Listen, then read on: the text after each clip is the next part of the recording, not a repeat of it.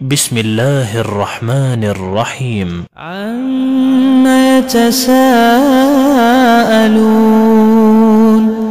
عن النبأ العظيم الذي هم فيه مختلفون كلا سيعلمون ثم كلا سيعلمون ألم نجعل الأرض مهادا والجبال أوتادا وخلقناكم أزواجا وجعلنا نومكم سباتا وجعلنا الليل لباسا وجعلنا النهار معاشا وبنينا فوقكم سبعا شدادا وجعلنا سراجا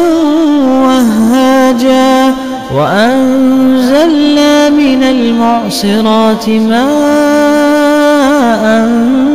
ثجاجا لنخرج به حبا ونباتا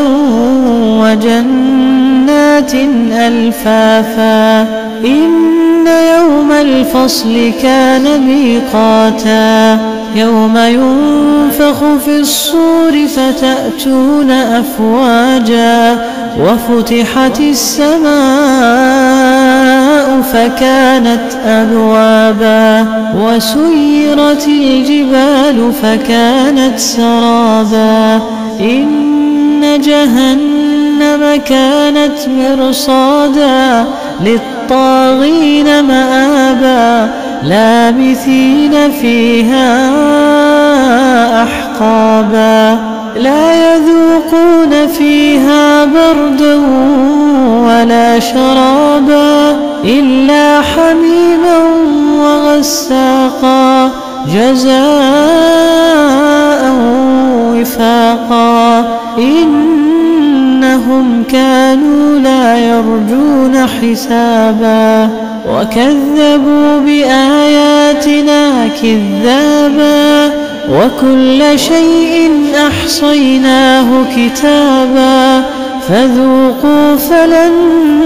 نزيدكم إلا عذابا إن للمتقين مفازا حدائق وأعنابا وكواعب أترابا وكأسا دهاقا لا يسمعون فيها لغوا ولا كذابا جزاء من ربك عطاء حسابا رب السماوات والأرض وما بينهما الرحمن لا يملكون منه خطابا يوم يقوم الروح والملائكة صفا لا يتكلمون إلا من أذن له الرحمن وقال صوابا ذلك اليوم الحق فمن شاء اتخذ إلى ربه مآبا إنا أنذرناكم عذابا